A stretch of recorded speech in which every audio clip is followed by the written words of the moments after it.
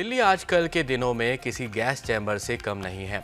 हवा में इतना प्रदूषण है कि लोगों को सांस लेने में भी तकलीफ हो रही है। केंद्रीय प्रदूषण नियंत्रण बोर्ड की माने तो दिल्ली एनसीआर में गुरुवार की सुबह वायु गुणवत्ता का स्तर 504 के पार पहुंच गया। आनंद विहार में एक्यूआई 504 और जहांगीरपुरी में 437 रहा, जबकि नोएडा में 415 और फरीदाबाद में 324 रहा। मौसम विभाग के अनुसार आने वाले कुछ दिनों में दिल्ली एनसीआर में हल्की बारिश होने की जरूर संभावना है, जिसके बाद वायु प्रदूषण में सुधार हो सकता है। बुधवार को लगातार छठे दिन भी दिल्ली का एक्यूआई गंभीर श्रेणी में बना रहा। राष्ट्रीय राजधानी का कोई भी इलाका सांस लेने लायक नहीं था। दिल्ली के ज़्यादातर हिस्सों का एक्यूआई 400 से ऊपर यानी दर्ज किया गया और अगले 2 से 3 दिनों के दौरान भी इसमें कोई ख़ास सुधार देखने को नहीं मिल सकता है।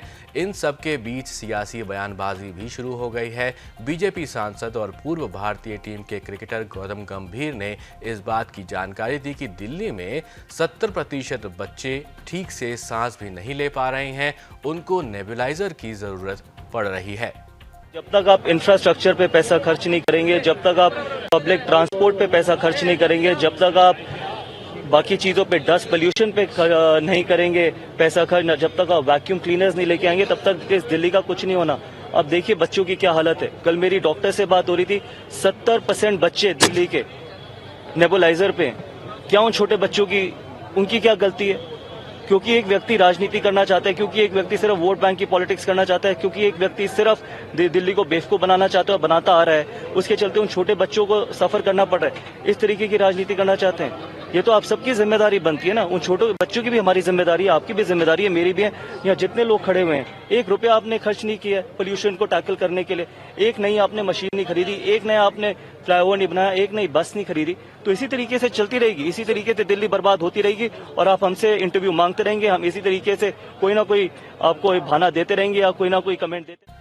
केंद्रीय प्रदूषण नियंत्रण बोर्ड के मुताबिक हवा की रफ्तार में हुई थोड़ी बढ़ोतरी और दिशा में बदलाव के चलते मंगलवार को प्रदूषण के स्तर में मामूली कमी जरूर आई थी, लेकिन बुधवार को फिर से इसमें इजाफा हो गया।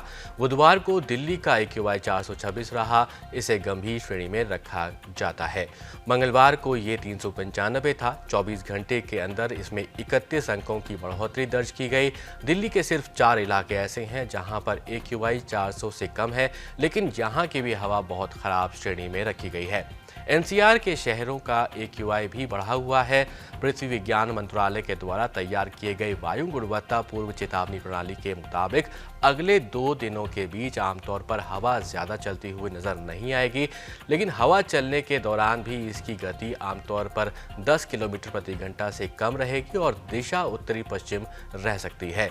इसके चलते बृहस्पतिवार को भी हवा गंभीर श्रेणी में ही रहने का अनुमान लगाया गया है। अगले कुछ दिनों में इसमें हवा में गुणवत्ता में गंभीर या फिर बहुत ख़राब श्रेणी में ही रहने की इसकी संभावना है और अभी भी दिल्ली वालों को इस हवा से निजात नहीं मिलती दिख रही है।